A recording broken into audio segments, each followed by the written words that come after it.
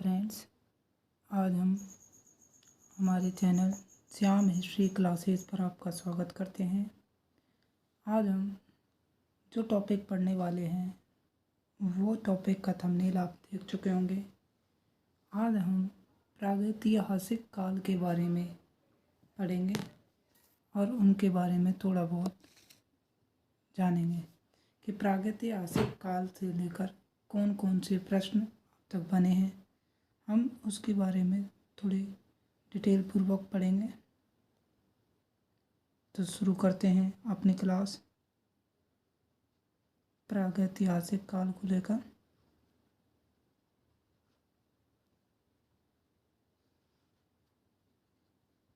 प्रागैतिहासिक काल, दरअसल प्रागैतिहासिक काल को हम पाषाण काल भी कहते हैं और इसे काष्ठ युग भी कहा जाता है।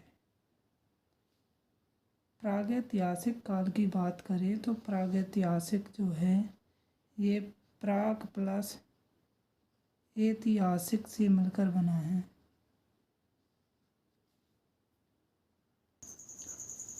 प्राग का जो अर्थ है वो है पूर्व या पहले। इस प्रकार पहले का जो इतिहास है वो है प्रागैतिहासिक काल, पहले के बारे। पाषाण काल इसलिए कहते हैं क्योंकि प्रारंभिक मानव ने इस समय पाषाण के औजारों का इस्तेमाल किया और पाषाण के साथ उसने काष्ठ अर्थात लकड़ी के औजारों का इस्तेमाल भी किया, इसीलिए इसे काष्ठ युग कहा गया।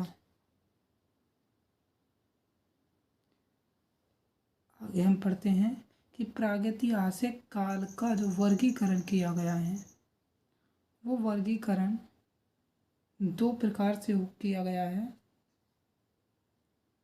प्रागैतिहासिक काल का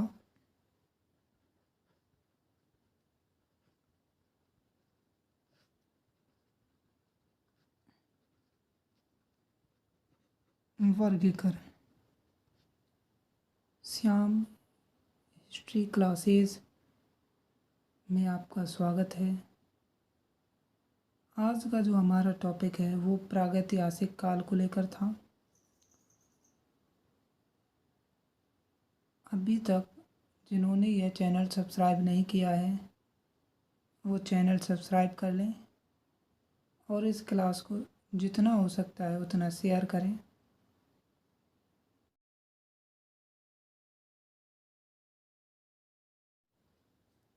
जैसा कि अभी हमने बात की कि ये जो वर्गीकरण है ये दो प्रकार से है।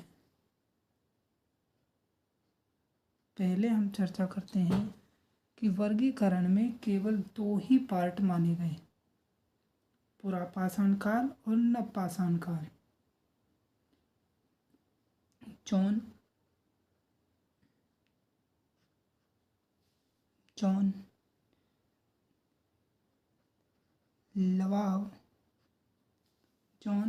लवाब के अनुसार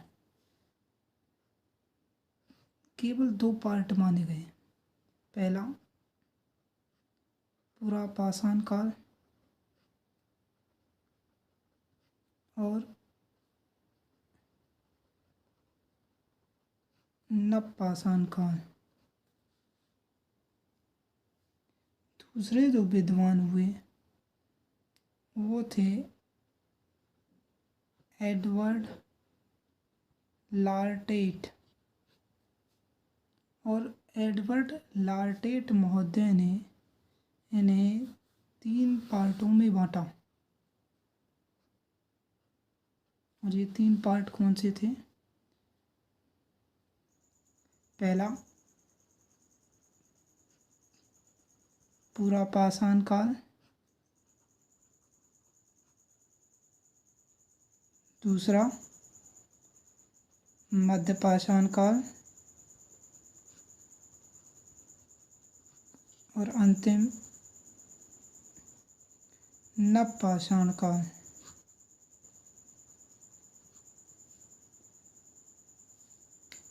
पुरापाषाण काल को हम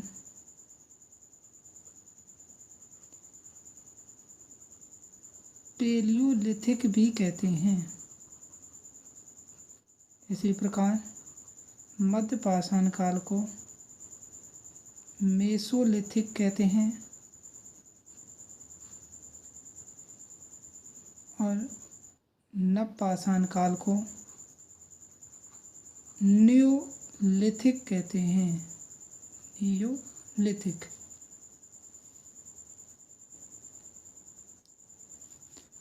पुरापाषाण काल के भी 3 भाग कर दिए गए। अब ये 3 भाग कौन कौन से हैं, जिसमें हम सबसे पहले वाला जो है वो है निम्न पुरापाषाण काल। दूसरा है मध्य पुरापाषाण काल।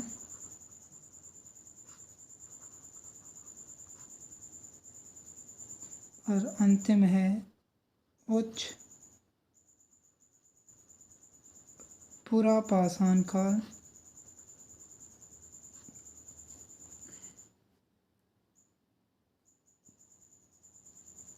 तो इस प्रकार से प्रागैतिहासिक काल का वर्गीकरण किया गया।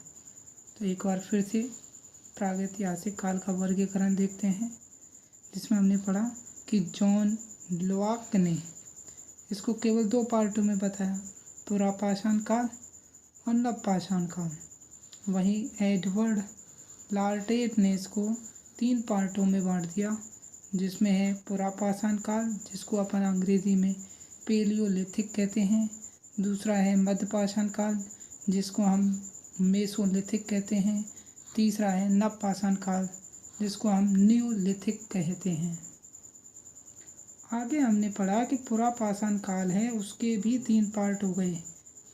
पहला निम्न पुरापाषाण काल, दूसरा मध्य पुरापाषाण काल और तीसरा उच्च पुरापाषाण काल। यदि हम इसमें समय की बात करें तो हमें केवल समय में ज़्यादा हमें इतना नहीं जाना है, फिर भी हम केवल निम्न पुरापाषाण काल, इसमें 6 लाख ईसा पूर्व से लेकर के 1.5 लाख ईसा पूर्व तक का समय ही शामिल है। मध्य पुरापाषाण काल में 1.5 लाख ईसा पूर्व से लेकर के 35,000 ईसा पूर्व तक शामिल होता है। उच्च पुरापाषाण काल में 35,000 ईसा पूर्व से लेकर 12,000 ईसा पूर्व तक शामिल किया जाता है। आगे हम शुरुआत करते हैं प्रागैतिहासिक काल में आने वाली विशेषताओं का। अब तक हमने जो पढ़ा उसमें हमने केवल प्रागैतिहासिक काल का वर्गीकरण डिस्कस किया है। अब इस वर्गीकरण के आधार पर कौन कौन सी विशेषताएं पाई जाती हैं उनके बारे में बात करेंगे। तो शुरू करते हैं प्रागैतिहासिक काल में विशेषताएं। प्रागैतिहासिक काल का मानव जो था, इसकी विशेषताएं की चर्चा करते हैं। प्रागैतिहासिक काल जैसा कि अभी हमने पढ़ा कितने पार्ट में बांटा गया है, 3 पार्टों में। पहला जो पार्ट है इसको क्या कहते हैं, पुरापाषाण काल।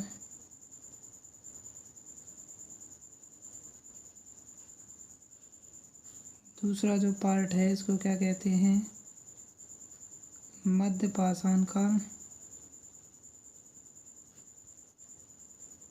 और अंतिम जो पार्ट है इसको क्या कहते हैं,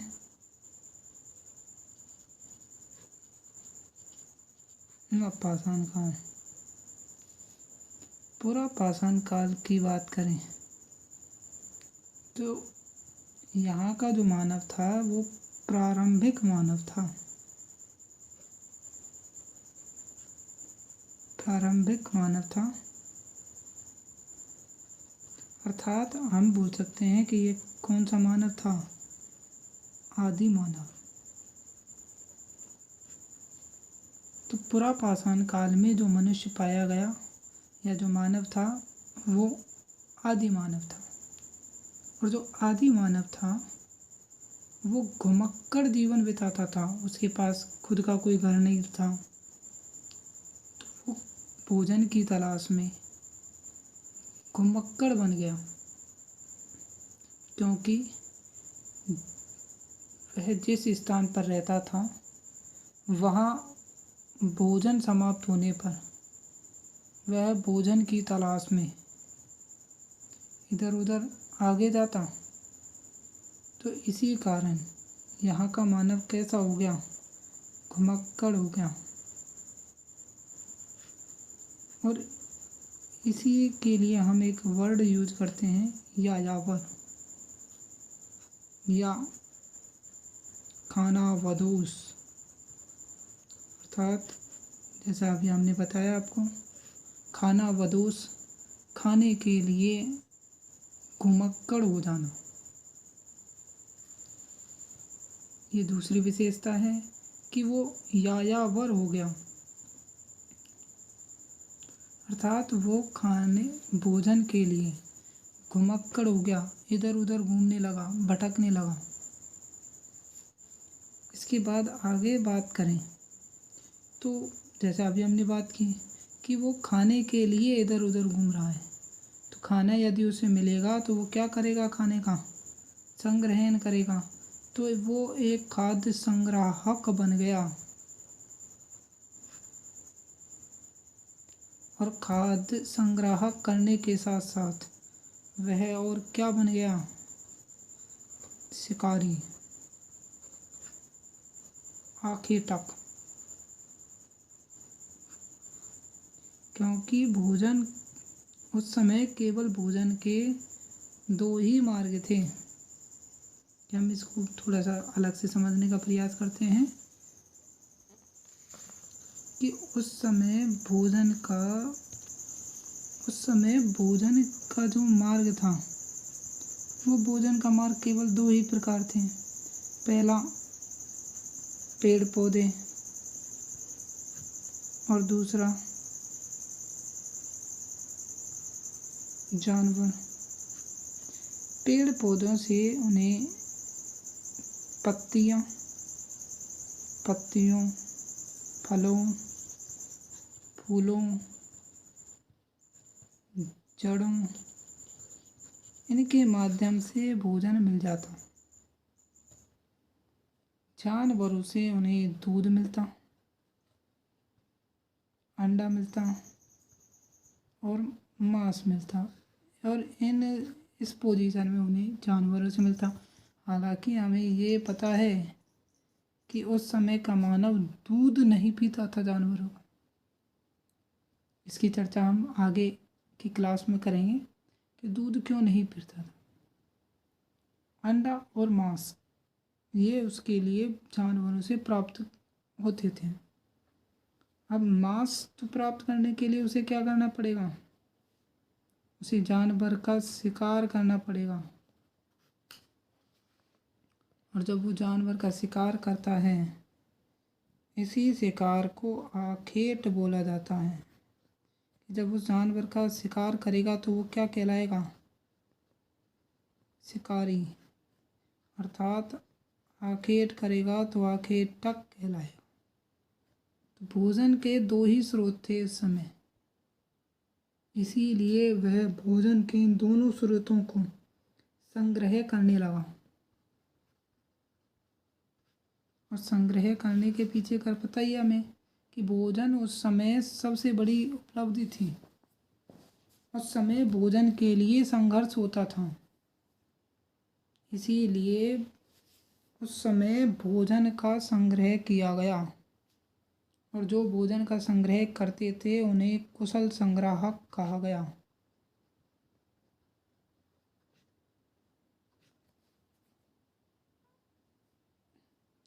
तो अब आप समझ गए होंगे कि खाद्य संग्राहक क्यों था, वो शिकारी क्यों था आदि मानव।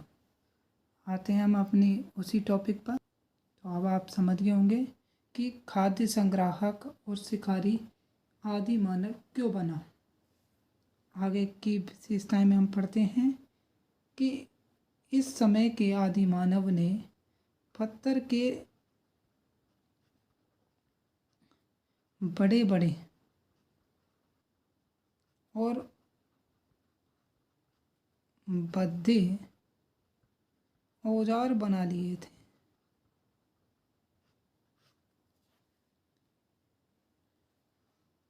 जैसा कि आपने कल भी आपको बताया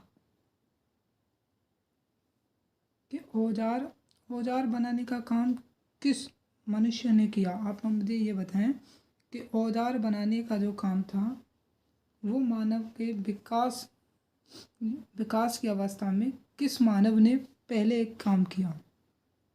औजार किसने बनाए सबसे पहले। तो आपको अगर याद है तो आप होमो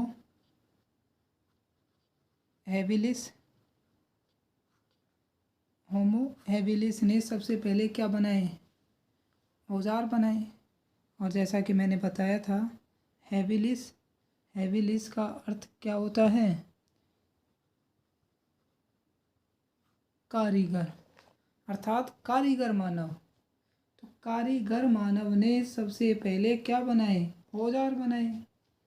और ये औजार जो थे, ये औजार कैसे थे, हमने आपको बताया था कि कल के औजार बनाए। तो और औजार कैसे थे, ये चौपाया अर्थात कि ये औजार बड़े बड़े और भद्दे प्रकार के थे। पुरापाषाण काल में जो औजार बनाए गए वो होमो हैबिलिस ने बनाए और ये औजार चौपाया प्रकार के थे।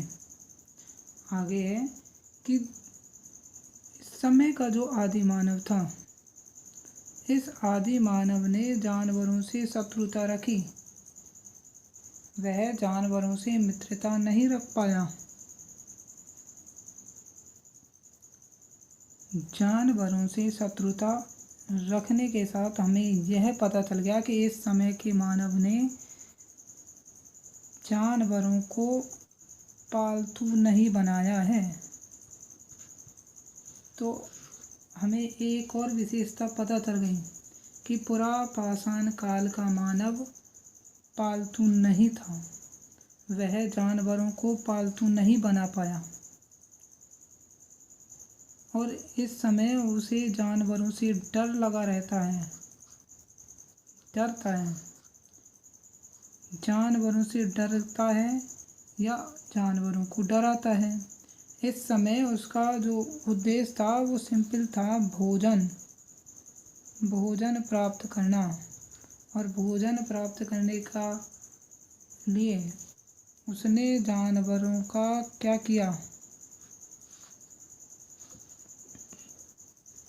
उसने जानवरों का शिकार किया। इसी कारण हम यह विशेषता विशेष रूप से रखते हैं कि इस समय जानवरों का शिकार करने का कारण आदि मानव ने जानवरों को अपना शत्रु बना लिया। आगे हम पढ़ते हैं मध्य पाषाण काल की विशेषताएं। आगे हम पढ़ते हैं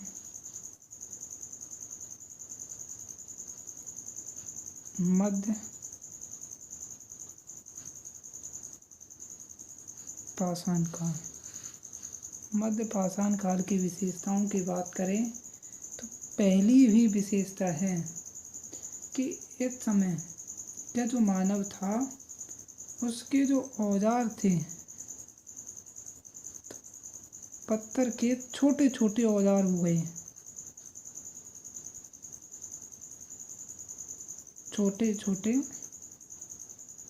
औजारों का उपयोग किया उसने।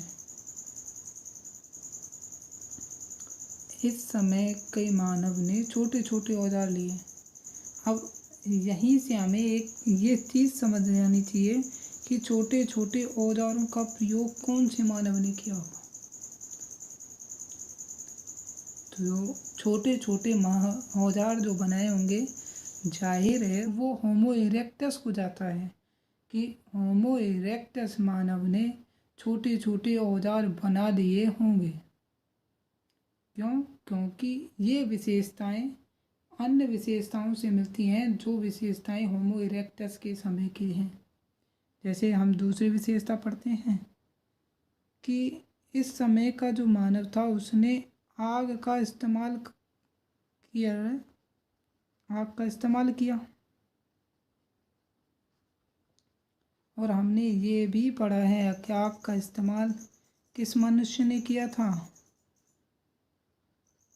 होमो इरेक्टस ने। होमो इरेक्टस मानव ने भी आग का आविष्कार किया। इरेक्टस आपको कल अर्थ बताया था, सीधा खड़ा, और होमो का अर्थ क्या होता है? मानव। तो सीधा खड़ा मानव।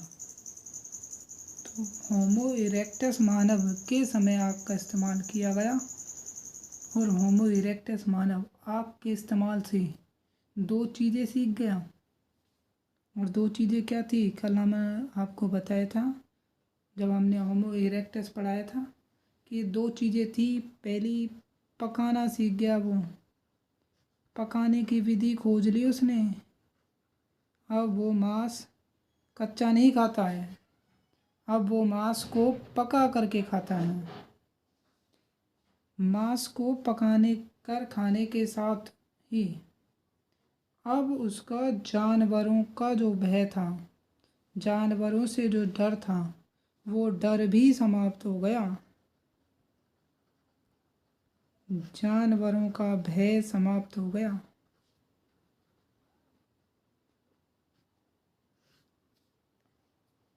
अब इसकी जो प्रमुख और जो इम्पोर्टेंट विशेषता है वो ये है कि इस समय के मानव को संक्रमण काल के रूप में जाना जाता है। संक्रमण काल अर्थात इस समय की प्रमुख विशेषता है संक्रमण काल।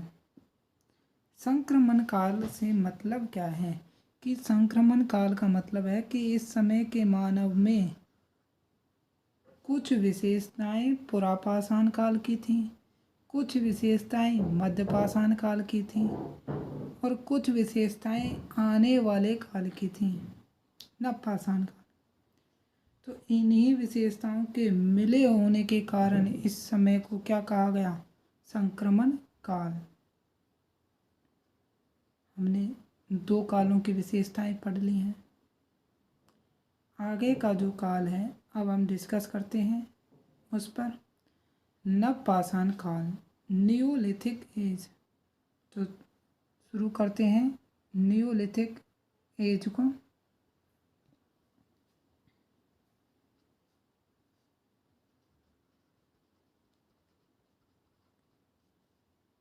नवपाषाण काल जिसको क्या कहते हैं?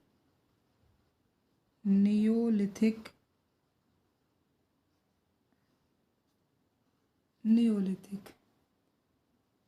इस समय के मानव ने क्या क्या सीख लिया? तो इस समय का जो मानव था, इस समय का मानव कृषि करना सीख गया। इस समय का मानव पशुपालन सीख गया। इस समय का मानव स्थायी आवासी हो गया।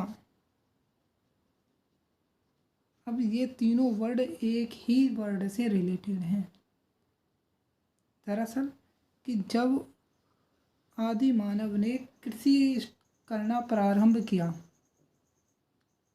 तब उसने पशुओं को भी पालतू बना लिया और इन पशुओं का उपयोग वह कृषि में लेने लगा। धीरे धीरे उसे पता चला कि ये पशु जो हैं, इन पशुओं का उपयोग दूध निकालने, इनसे दूध प्राप्त होता है, इन पशुओं से हमें दूध मिलता है, इन पशुओं से हमें मांस मिलता है। तो मनुष्य जो था उसने पशुपालन भी स्टार्ट किया और कृषि में इनका उपयोग लेने के लिए पशुपालन किया गया। कृषि 1 वर्ष की कम से कम होती है, कम से कम 4 मंथ की होती है। इसी कारण अब जो घुमक्कड़ जीवन जो बिता रहा था मानव, अब उसे एक ही स्थान पर रुकना पड़ा। इसी कारण उसका स्थायी आवास हो गया। तो शुरुआती जो चीज़ है वो है कृषि।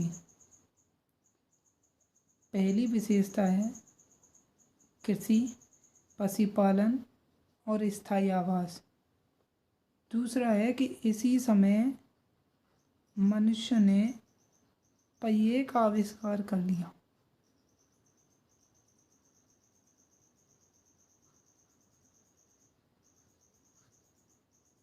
और पहिए के आविष्कार से उसने बैलगाड़ी बना ली। अब इसका उपयोग वह बहुत ही प्रकार से लेने लग गया। पहिए के आविष्कार से उसने कुंभकारी स्टार्ट कर ली और कुंभकारी के साथ ही उसे मृदभांड की कला भी पता चल गई।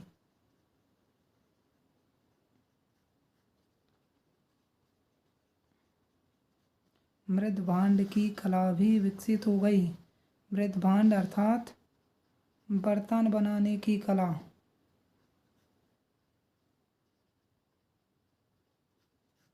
और इस समय के मृदभांड कैसे थे? मिट्टी के, इसीलिए मृदभांड कहलाए। हमने पशुपालन किया, पालतू बनाए पशु। पालतू कौन बनाए? कुत्ता, गाय,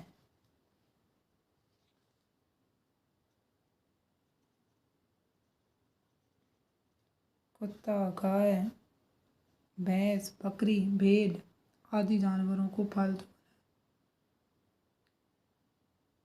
आज हमने प्रागैतिहासिक काल के बारे में पढ़ा है और हमने प्रागैतिहासिक काल में पुरापाषाण काल, मध्यपाषाण काल और नवपाषाण काल के बारे में थोड़ी थोड़ी सी जानकारी ली है। कल हम इससे आगे के बारे में पढ़ेंगे और आगे के बारे में हम थोड़ा सा और पढ़ेंगे कि प्रागैतिहासिक काल में जो औजार थे, बेसिक तौर पर हम यही पढ़ेंगे कि निम्न पुरापाषाण काल में कैसे औजार थे, मध्यपाषाण काल में कैसे औजार थे, नवपाषाण काल में कैसे औजार थे और इनके अलावा जो भी बातें हैं उनके बारे में। अभी तक जिन्होंने यह चैनल सब्सक्राइब नहीं किया है वो चैनल सब्सक्राइब कर लें, बेल आइकन को दबा लें जिससे आपके पास वीडियो की सूचना पहुंच पाए। और यदि आपको यह क्लासेज अच्छी लग रही हैं तो इनको शेयर करें। आज के लिए इतना ही, मिलते हैं अपने नेक्स्ट क्लास में। श्याम चैनल आपके लिए इतिहास की ऐसी ही क्लासें रोज़ाना लाते रहेगा। धन्यवाद।